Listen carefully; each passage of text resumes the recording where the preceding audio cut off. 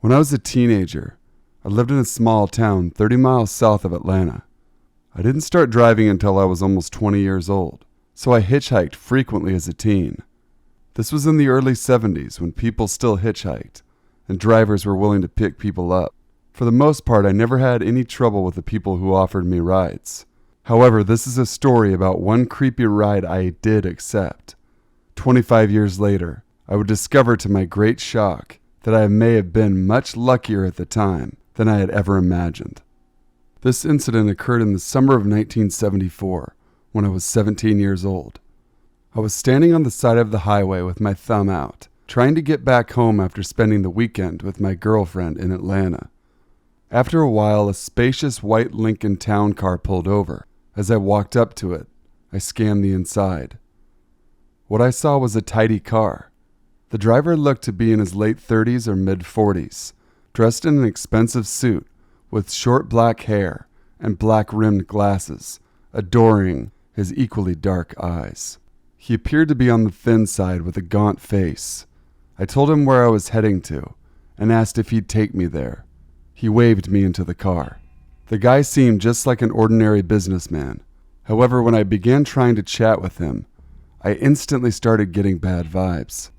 He mostly ignored what I was saying, instead asking personal questions about myself, such as how old I was, where I went to school, and if I had a girlfriend.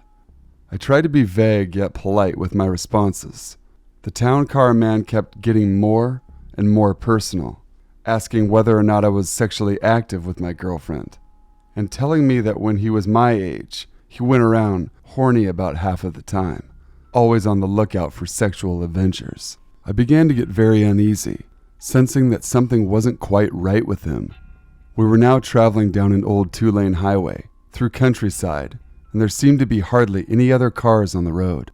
Town car man started glancing over at me from time to time, with a sort of creepy, knowing look in his eye, as if he was privately enjoying some dirty secret that only he knew about.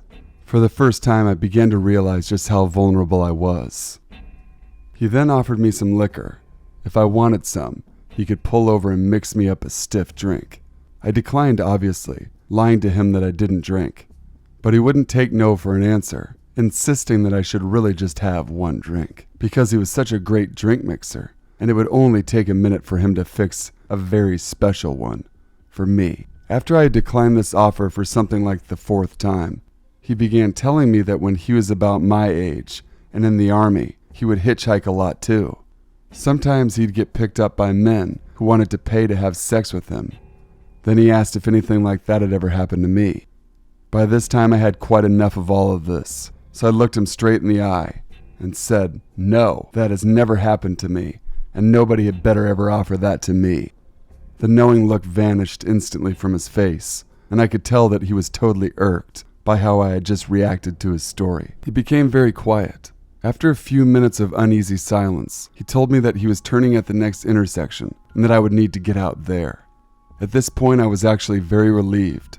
When the car came to a stop, I had just barely gotten out and pushed the door close when he stepped on the gas and zoomed off, literally jerking the handle of the car out of my hand. My heart was beating very fast. I was both scared and angry at what had just happened. After I managed to calm down, I resumed, hitched another ride, arriving home without further incident. Fast forward to 1999. I had all but forgotten about my creepy ride with Town Car Man. I'm on the internet reading through a true crime website when I stumble onto a story about a guy named Robert Bennett. This guy had been arrested after a series of vicious attacks on male hitchhikers, whom he had picked up in Atlanta and Tampa. He drugged and handcuffed them, then set their genitals on fire. The attack started around 1968 and ending with his arrest in 1991. Prior to Bennett's arrest, this attacker became known as the Handcuff Man, and rumor was that he was targeting men whom he thought to be gay prostitutes. When I saw the photo of Bennett that accompanied the article, my jaw literally dropped, and the memories of that ride in 1974 came flooding back. I was certain I was looking at Town Car Man. I don't have any way to prove that that creepy guy who picked me up was in fact this Robert Bennett, but the physical resemblance and timing is absolutely uncanny, along with the offer to mix me a special drink, and the questions about whether or not I had ever had sex with men for money. Back in 2007, I started a tech job with an IP phone long-distance company. The company is no longer around, and honestly, I don't know how they stayed in business as long as they did.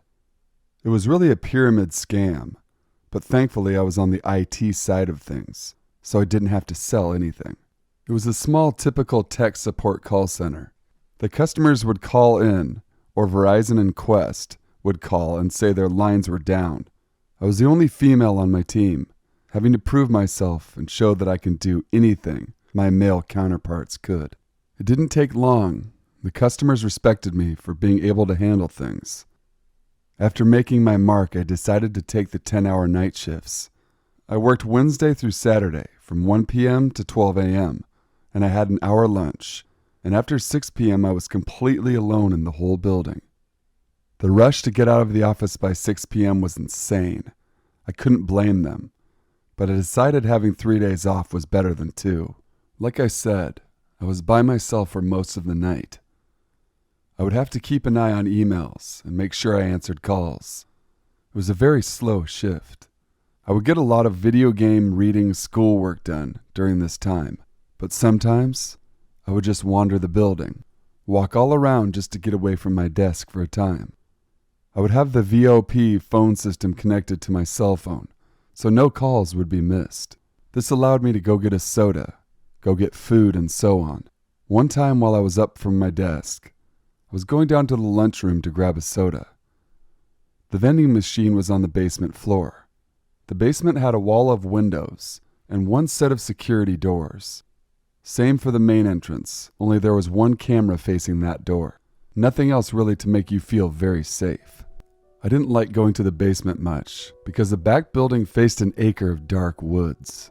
There was a walking path to the woods, but for some reason they didn't install lights for the walking path. Never really sure why that was, but it didn't help the creepy factor. Sometimes I would see animals run past, but other times, I felt like someone was watching me. I always tried my best to make it fast when getting a soda or snack, but sometimes it didn't feel fast enough. So, one night I was making my way down to the basement of the building to get a soda. It was a slow, dragging night, and I needed a little caffeine for a pick-me-up. I counted my money as I walked to make sure I had enough to get in and out quick, but out of the corner of my eye, I saw something dart from the glass door back into the darkness. I stopped dead in my tracks and tried to scan the forest, but like I said, it was just blackness. I felt a bit of unease and everything told me to turn on my heels and go back to my desk. But it was 9 p.m. and I had a fair bit of time left on my shift before I could blow this pop stand. I tried shaking this feeling off and briskly walked over to the soda machine and made my selection. The soda dropped, and as I bent down to get it, I heard a loud ping noise. It was as if someone had hit the glass with something. I stood straight up and felt the hair on the back of my neck stand up. I slowly turned around and was scared to see someone out there, but as I made the full turn, I saw nothing but darkness. I thought this was a good time to book it back to the main floor.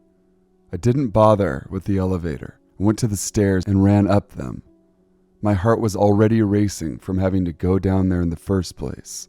Then the loud bang, and now running up 2 flights of stairs. Once I was back at my desk, I sank down in my chair and tried to calm down. It was just one noise. I was in the building with locked doors and locked inner offices. I kept saying over and over in my head, it was nothing.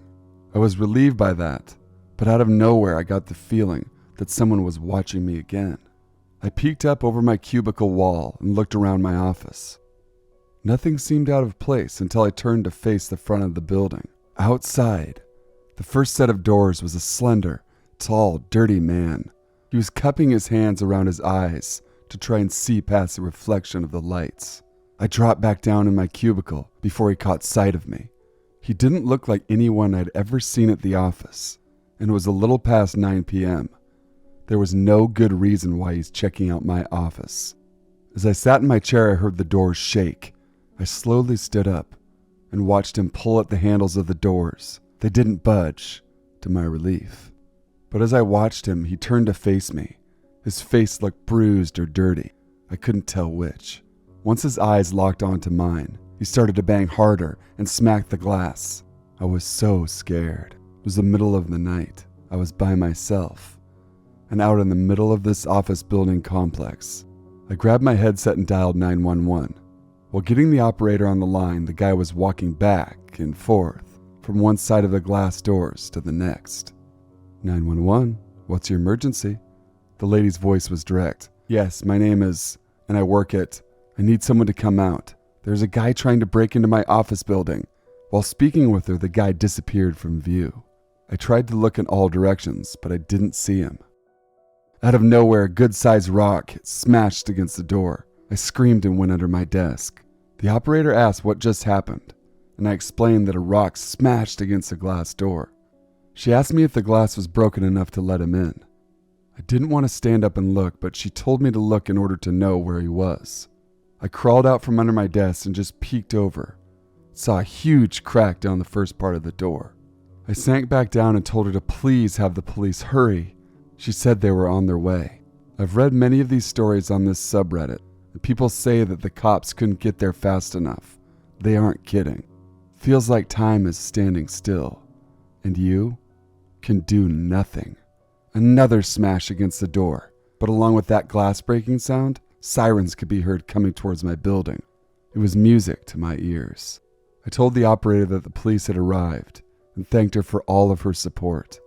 I stood back up and looked over the cubicle wall, and the red and blue lights were flashing wildly. But the thing I didn't see was the man. The top part of the door was completely smashed, and the rock was laying on the inside of my entryway. One officer came to the front door, and others were out combing the area. I could see their flashlights moving all around the parking lot. The first officer to come in the building and greet me was a very kind man. He was patient with me and let me explain what I saw again. Soon my boss arrived and checked on me, and then the damage. At some point my husband was called and told I would be escorted home by one of the officers. I took the next few days off, started to look for another job that wasn't by myself at night.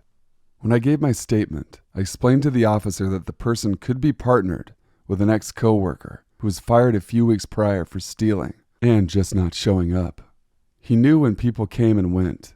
He knew where we kept the cell phones we were selling, not under lock and key, but under a desk of the provisioner. From smartphones to Blackberries, plus VOP boxes and phone cards.